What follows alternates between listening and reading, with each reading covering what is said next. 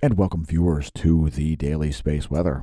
Lots of stuff to report on today, including activity in the southern hemisphere of the closest star, where most of the activity is going on. Two significant beta-class sunspot groups down there. Likelihood of solar flares decently high here. There is a new sunspot also risen here in the northeast. That's an alpha-class sunspot, not likely to produce major flares. Here's the SDO imagery in 304 and 171 angstroms. That's ionized helium and ionized iron. It's the ultraviolet spectra. Great imagery there. And here is 304, this is 335 and 94 angstroms rather. Two other ionized states of iron and their ultraviolet light emissions. We'll show you some close-ups of those sunspots toward the end of the video. The radio flux is at 92 solar flux units. There's the 1-year chart of that to put it in context.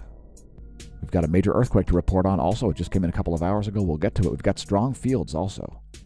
10 nanotesla there for the total field. But it's in positive territory, so no geomagnetic unrest even occurred as a result of a very weak coronal mass ejection strike.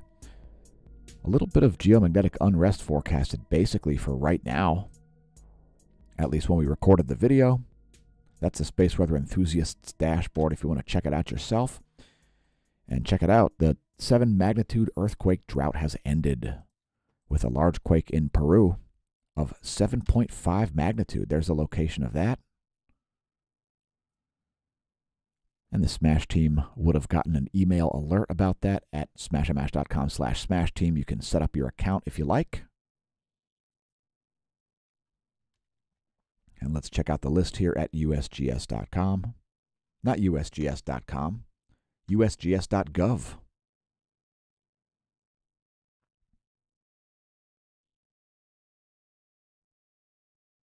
So a little bit of an uptick here in activity, especially around the Americas. So the Eastern Pacific is where we're seeing the most activity here.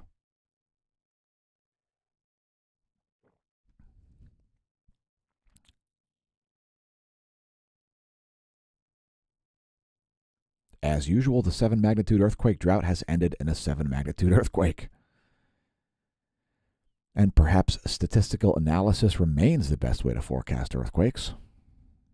We've heard a lot of nonsense on YouTube about the ionosphere being able to forecast earthquakes and about people paid millions of dollars a year to gaslight and lie to others on YouTube about the forecasting of earthquakes. That 7.5 came in at 10:52 Universal Time near Barranca, Peru. Volcanoes be erupting as well. La Palma continues to explode. It's producing a slightly smaller ash plume here, flight level 070. It's a 7,000-foot plume of volcanic ash from La Palma. Now Iwo Jima here on the list. I don't remember ever reporting on that one before. Apparently a phreatic or hydrothermal explosion driven by steam. Overheated water flashing into steam caused some sort of an eruption there at Iwo Jima. Subanose Jima. Volcanic ash not identifiable in satellite imagery. Don't assume it's not erupting. There have been volcanic seismic tremors accompanying the explosions at Subanose Jima. Semeru exploding. Flight level 140. That's located on East Java. Fuego exploding. 15,000-foot plume over Guatemala. That's a volcanic ash plume from Fuego in the Central American nation of Guatemala. Nevado del Ruiz exploding, flight level 230. It's a 23,000-foot ash plume. I think that's an uptick there in Colombia. Sangay exploding, flight level 240.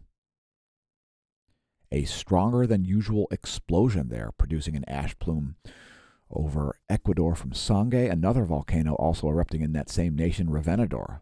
Flight level 150. It's a 15,000-foot ash plume, making Ecuador the most volcanically active nation in the world.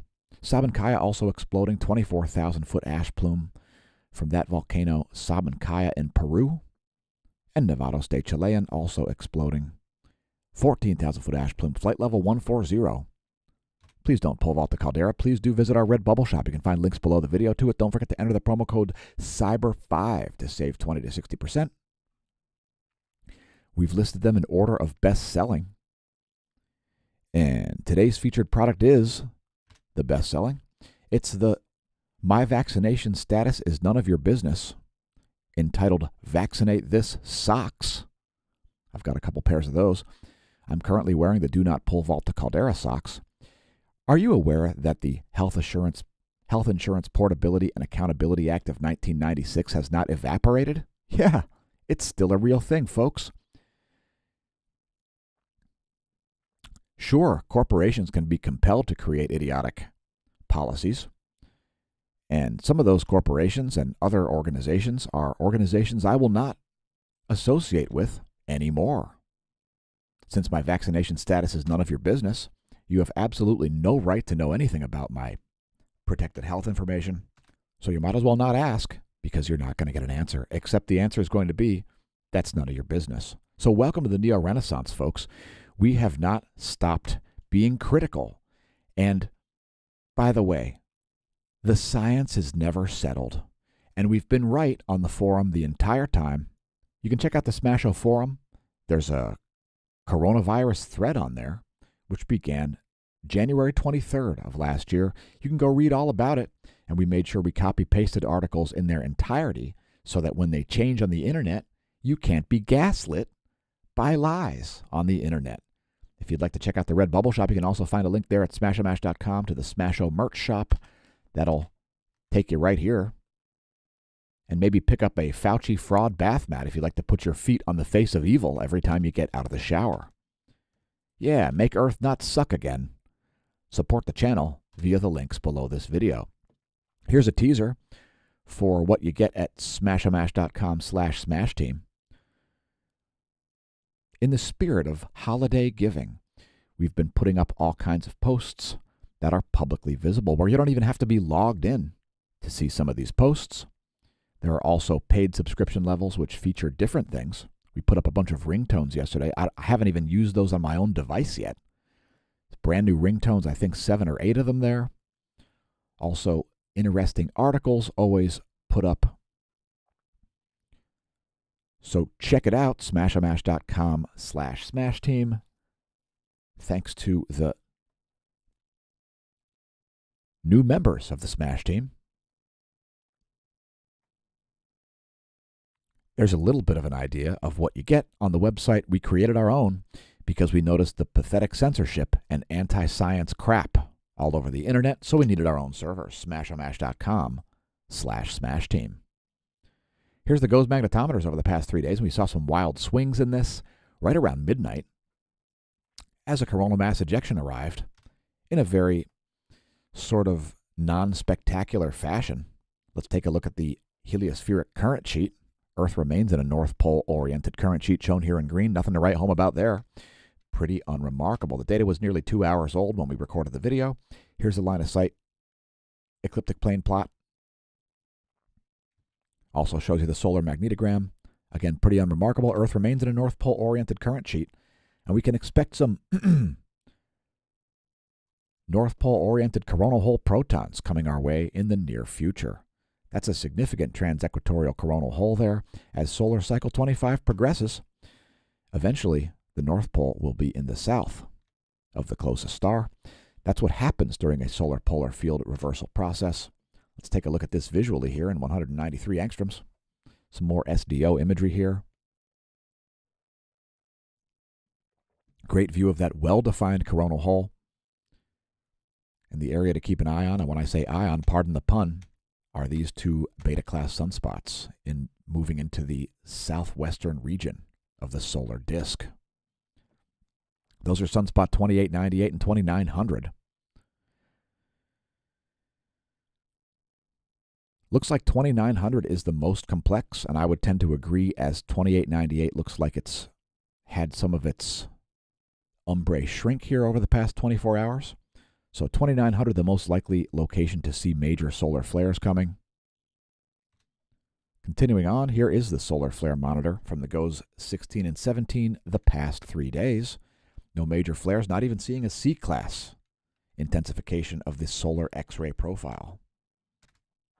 And no spikes in the proton flux. These are typically associated with solar flares. If we get a major flare, we might see a spike in the proton flux. We haven't for quite a while here. Let's look at the real-time solar wind next. And here's this weak coronal mass ejection strike. The density did make it up to about 30 protons per cubic centimeter there, and actually does remain a little bit elevated from that. No, it's pretty much completely subsided here. Current conditions are about 7.5 protons per cubic centimeter for the solar wind density. That's pretty nominal. Solar wind speed 369 kilometers per second. That's pretty unremarkable as well.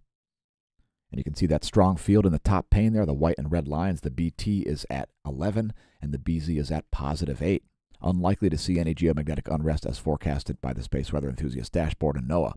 Here's geomagnetism over the past 3 days. We're at a KP of 2. Global geomagnetic calm conditions. Each one of those bars representing 3 hours. And this represents 4 hours of Earth's magnetic moment from space.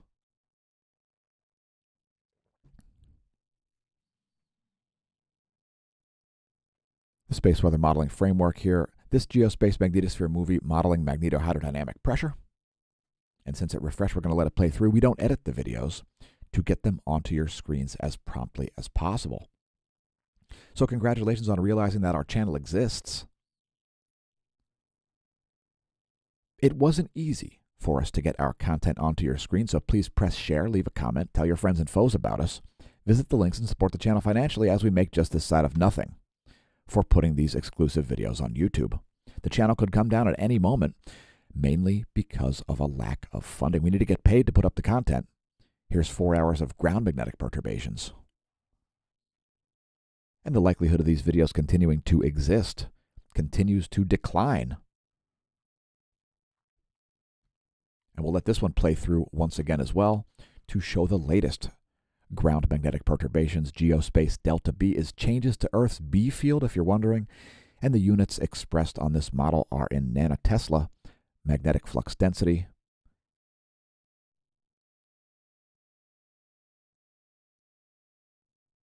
And this is good at showing likelihood of things like auroras and indeed power outages during times of geomagnetic storm. Next, a diagram of the solar system. Let's show you a forecast. Here's where things will be in 7 days on December 5th, one day after the new moon. And here in Lehigh Valley, Pennsylvania, we just saw the Sun, Mercury, and Mars rise here. The moon is moving near the apex of its path across the ecliptic. And the Sun currently moving into Libra. Today's cosmology segment is going to be very brief. We're not picking any random numbers. We're showing you a cliff. And you may not think that's cosmology, but indeed it is. Cosmology is the study of the origin and structure of things in the universe, whether it's at the galactic scale or if there is some misconception about how things like stars and planets even form. It's all cosmology. If geology needs portions of it rewritten because of things like stellar evolution, then geology even becomes cosmology, folks. There are a lot of aspects of science in the process of being rewritten. This is a 1-kilometer cliff from Comet Churyumov-Gerasimenko. So this comet has a very low gravity. It's a 1-kilometer high cliff. You could jump off this cliff and survive the fall. You could also easily climb it because, well, comets aren't that massive, and hence they don't have that much gravity. That's the astronomy picture of the day. If you want to check it out yourself, you can find that at apod.nasa.gov. And don't forget to check our other cosmology segments. We've got a massive playlist with over 200 videos about cosmology, all kinds of funky stuff going on in space. And we'll continue to cover it. I even considered getting a degree in stellar cosmology when I was in college. When I took astronomy in the mid-1990s, I realized that the sun needs some in-depth study done of it because it's not properly understood. It was super obvious based on what was sort of being taught about it and stars in general. The standard concordance model of stellar evolution is probably completely incorrect. And let's continue on. Electrons in the Van Allen belts can, especially the lower Van Allen belt, can charge satellites. Really, geosynchronous satellites are above the inner Van Allen belt at about 12,500 miles of altitude. We don't have any charging hazards. That's my point. That's what I'm getting at. There's the one-year chart of the relativistic electrons as reported by Solon.info. And we saw a dip here right after the little weak coronal mass ejection arrived. Please leave a comment if you're watching little weak YouTube channels who think they're competition to ours. Next, the relativistic electron forecast model here. And we did see a dip in the electron flux, something that we'd expect to see. I thought it was a coronal hole wind stream showing up, but it was actually a CME. And I probably didn't think it was Earth-directed. Next, a diagram of Earth Van Allen belts. And it's showing you there where GPS satellites are located, as well as the orbit of the space station and so on, which is at about 230 miles inside the inner Van Allen belt. And the total electron content forecast shows you the total electron content between your GPS satellite and your handset. And we're seeing some chaos happening here. Some GPS errors occurring over the African continent, Indian Ocean, Atlantic Ocean, South American continent, and Central Pacific. Also some GPS errors happening over North America. It's been a pattern. I'm letting it play through a second time here. It's a reason to have your location accuracy turned on your device, to use Wi-Fi hotspots to help figure out your location when your GPS isn't cutting it. Next, the diagram of the atmosphere. There's the F ionosphere layer. It's located at about 300 kilometers of altitude. Here's the vibrational frequency therein. And this is expressed in megahertz, millions of vibrations per second.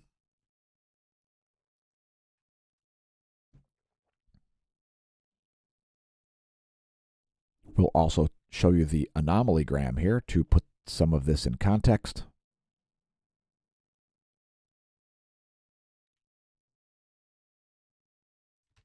So there's the anomaly gram. This is the anomaly in megahertz from the 30-day median.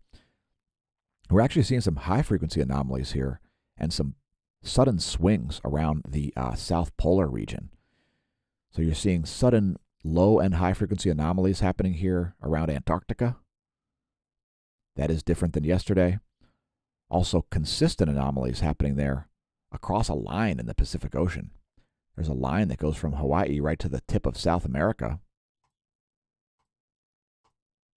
Perhaps giving us some insight into Earth's underlying core structure, the core, the mantle, and so on. As there's a lot of stuff going on below the surface of planet Earth, and we know very little about it. The deepest we've ever dug was about 16 kilometers. So there's the latest image. That's 13:15 Universal Time, 1:15 p.m. Greenwich Mean Time. An ionogram, and there's the anomalygram. What about bonus features? We've got them. Let's do it! And our first bonus feature here is the ground-based solar observatory at Cerro Tololo in Chile. Massive filaments down here. Really filaments all around the southern hemisphere, and some up here ahead of this new sunspot as well. It's 2901. It'll be named today. It'll be named soon. It's been there for pushing 12 hours already.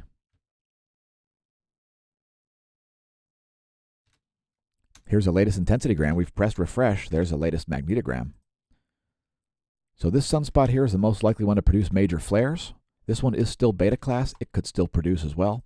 This is only alpha class, not likely to produce major flares. Here are the fields.